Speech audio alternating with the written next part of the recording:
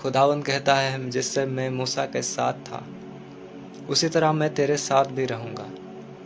जिस तरह मैं मूसा के साथ रहकर उसके द्वारा बड़े बड़े कामों को करता था, उसके द्वारा लोगों को बचाता था, उसके द्वारा मैं राजाओं को निरुत्तर करता था, परमेश्वर का वचन कहता है उसी प्रकार मैं तेरे साथ रहूँगा।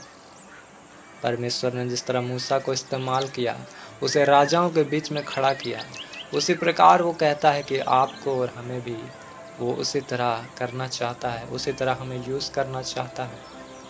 पर हम मूसा के तरह उसके अधीन नहीं रहते हैं, हम अपने ही चाल में चलते हैं, हम अपने ही रंग में रंगते हैं। परमेश्वर कहता है जो अधीन में नहीं है वो ब्लेसिंग में नहीं है, क्योंकि अधीनगी आपके अभिषेक को बढ़ाता है।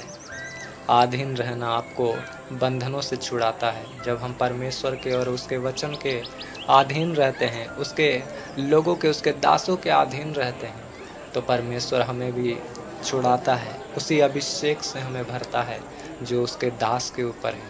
हर एक लोग कहते हैं आज परमेश्वर हमारा एक है, परंतु लोगों को एक जगह मन नहीं लगता, वो कभी यहाँ तो कभी वहाँ, कभी इस चर्च तो कभी उस चर्च में भटकते हैं।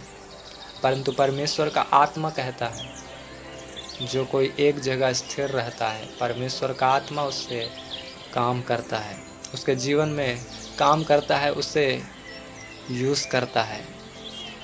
जो हर एक जगह भटकते हैं वो पूरी लाइफ भटकते ही रहते हैं।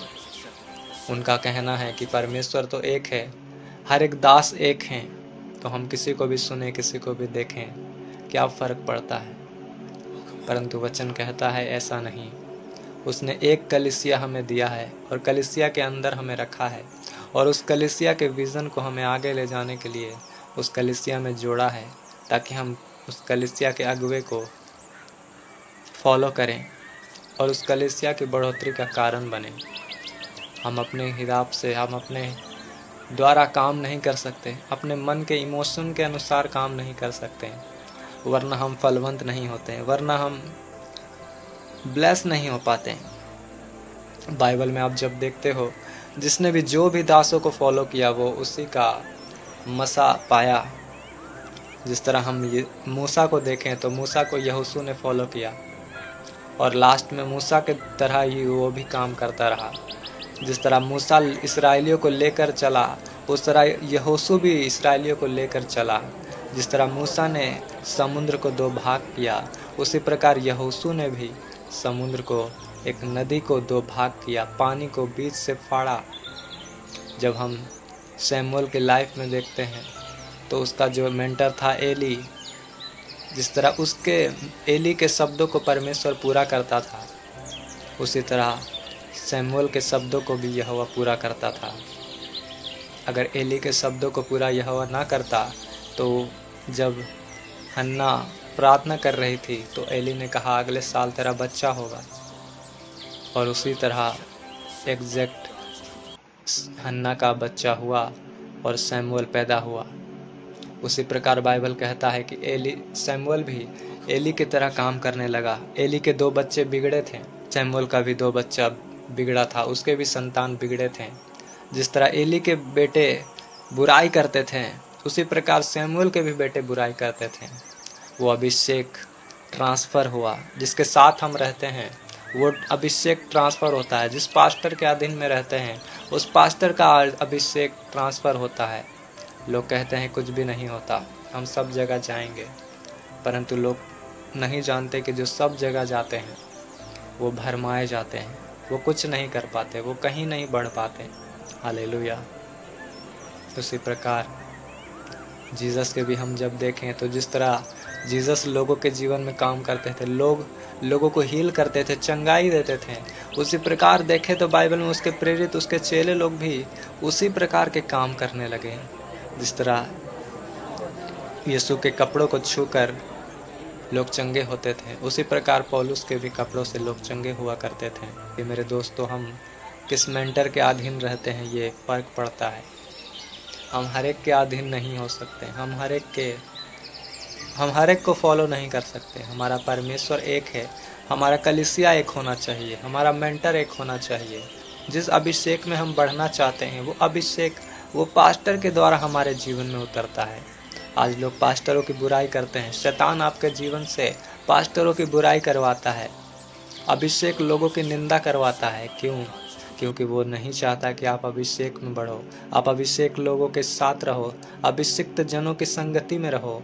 वो ऐसा नहीं चाहता, इसलिए आपकी संगति खराब करता है, वो आपको अलग करता है, वो आपसे बुराई करवाता है, ताकि आप परमेश्वर का अभिषेक ना पा सको, ताकि आप परमेश्वर से ब्लेसिंग ना ले सको, ताकि आप परमेश्वर से महिमा को ना पा सको। वो कुछ भी करेगा, आपको बुराई करवाना पड़े, आपके मुंह से गलत निकलवाना पड़े, वो चर्चों के खिलाफ बोलवाना पड़े, वो सब कुछ करेगा, क्योंकि वो जानता है कि आपको अभिषेक मिला तो आप शैतान को हरा दोगे।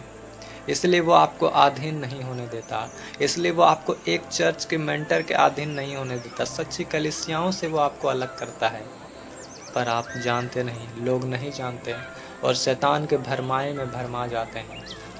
मेरे दोस्तों, परमेश्वर का वचन कहता है वो हमारा उत्तम रखवाली करने वाला है, उत्तम चीज़ों को हमें देने वाला है, हमारा परम मित्र है, हमारा जो बेस्ट फ्रेंड है वो जीसस क्राइस्ट है, वो यहोवा परमेश्वर है। जिस तरह जीसस पिता के अधीन है, उसी तरह हम अगर जीसस के अधीन हो जाएं तो वो हमें हर एक चीज़ों से आज़ादी दिला सकते हैं, वो हमें हर एक बंधनों से छुड़ा सकते हैं, वो हमारे लिए सब कुछ कर सकते हैं जो आपका संसारिक लोग नहीं कर सकता, आपके संसारिक मित्र नहीं कर सकते। परमेश्वर कहता है मैं तुम्हारे लिए वो करूँगा जो दुनिया के लोग तुम्हारे लिए नहीं कर सकते।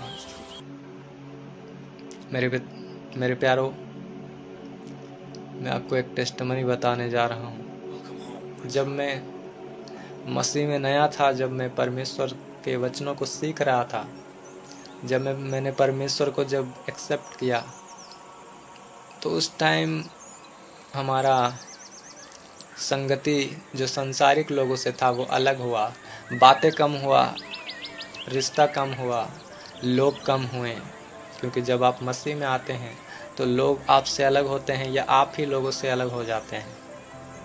क्योंकि परमेश्वर का वचन कहता है जो कोई अकेला नहीं होता, बीज जब तक अकेला नहीं होता, भूमि में जाकर मरता नहीं, तब तक वो फल नहीं लाता। तो जब मेरा दोस्त लोग अलग हुआ, जब लोग अलग हुए, जब लाइफ में एकांत आया, जब कुछ नहीं था, सबको परमेश्वर के वचन में बढ़ने के द्वारा छूट गया। क्योंकि वचन पढ़ना था, प्रार्थना करना था, तो किसी को टाइम देने का टाइम नहीं था। लेकिन जब वचन में नहीं थे, जब संसार में थे, जब जीवन पाप में था, बहुत दोस्त हुआ करते थे मेरे, हालेलुया। उस टाइम बहुत सारे मित्र थे, तो जब मैं एक कॉल करता था तो लोग आ जाते थे मुझसे मिलने, बहुत सारे दोस्त आ जाते थे। दोस्तों के पास गाड़ियाँ हुआ करती थी, तो जब मैं कॉल करता था तो दोस्त आ जाते थे, और कहीं भी जाना है चलो, फिर हम निकल जाते थे घूमने, कहीं भी पीने, हाँ, दारू के अड्डे में, या कहीं भी जहाँ मतलब बुराई है, तो वहाँ निकल जाया करते थे, हर एक प्रकार का बुराई करने को, हर एक प्रकार का गलत काम करने को। परंतु जब हम मसीह में आए तो ऐसा कुछ नहीं रहा। लोग अलग हुए, हम लोगों से दूर हुए, डिस्टेंस आया, हालेलुया, एकांत आया, सन्नाटा आया। तो जीवन में लगा कि बस कुछ नहीं है, कोई मित्र नहीं, बोरिंग लाइफ हो गया है। पर फिर भी हमने परमेश्वर को नहीं छोड़ा, पर फिर भी हमने परमेश्वर में हम बने रहें, प्रेयर करते रहें। तो अकेला ऐसा परमेश्वर माहौल बनाया कि अकेला होना ही पड़ा, हालेलुया। आप चाहो या ना चाहो, जब आप परमेश्वर में रहते हो तो आपको परमेश्वर अलग करता है।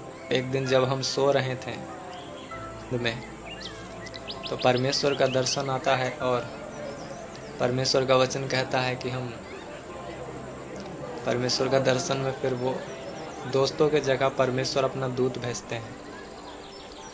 फिर दूत भेजते हैं तो एक दिन होता है कि जब वो दोस्तों के जगह वो दूत आते हैं, और दूत आते हैं एक समय, तो फिर ऐसा मैंने देखा कि दूतों ने हाथ पकड़ा और हमें कहीं आकाश में ले गया।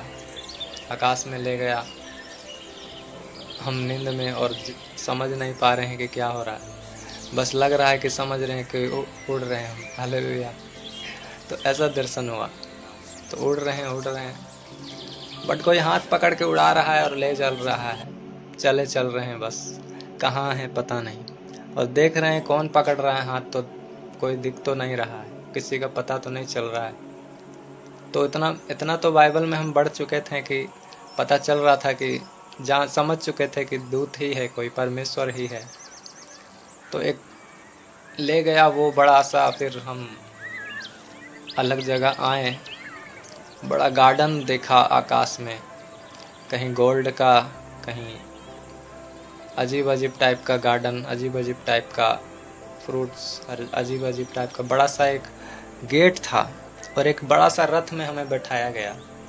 और जब मैंने सामने वाले से पूछा तो वो कहता है, बस वो दिख तो नहीं रहा था, बस बोला कि ये देखो, यही है वो जगह जहाँ जाना है। और वो बड़ा सा गेट, अंदर तो नहीं जा पाए लेकिन बाहर तक गए। हालेलुया। तो परमेश्वर का धन्यवाद हो। तो वहाँ बड़ा, पहले बात बड़ा शांति था, बड़ा सुकून था, बड़ा बहुत ही ज़्यादा आनंद था। ये 2 साल पहले की बातें हैं, शायद 2 या 1.5 साल पहले की। मसीह में जब हम सीखने लगे, जब हम सीरियस रीति से बढ़ने लगे, जब सबको छोड़ दिए, तब की बात है। तब परमेश्वर जब अगले दिन हुआ तो परमेश्वर ने बताया कि देख, मैंने तेरे दोस्तों को अलग किया तुझे, परंतु फिर भी तू अकेला नहीं, क्योंकि मैं तेरे साथ हूँ। वो संसारिक जो दोस्त गाड़ियाँ लेकर आते थे, परमेश्वर ने अपना रथ लेकर भेजा और अपने दूतों को भेजा, जो संसारिक बिगड़े हुए दोस्तों की जगह अपने पवित्र स्वर्गदूत को भेजा। और दारू के भट्टी में जहाँ जाते थे, जहाँ नशा करने जाते थे, उस स्थान के बदले स्वर्ग का दर्शन करवाया। तो मेरे प्रियो, ऐसा परमेश्वर हमारा है। वो आपसे जब कुछ लेता है तो वो उत्तम देने के लिए, उत्तम दिखाने के लिए, उत्तम चीज़ करवाने के लिए आपको अलग करता है।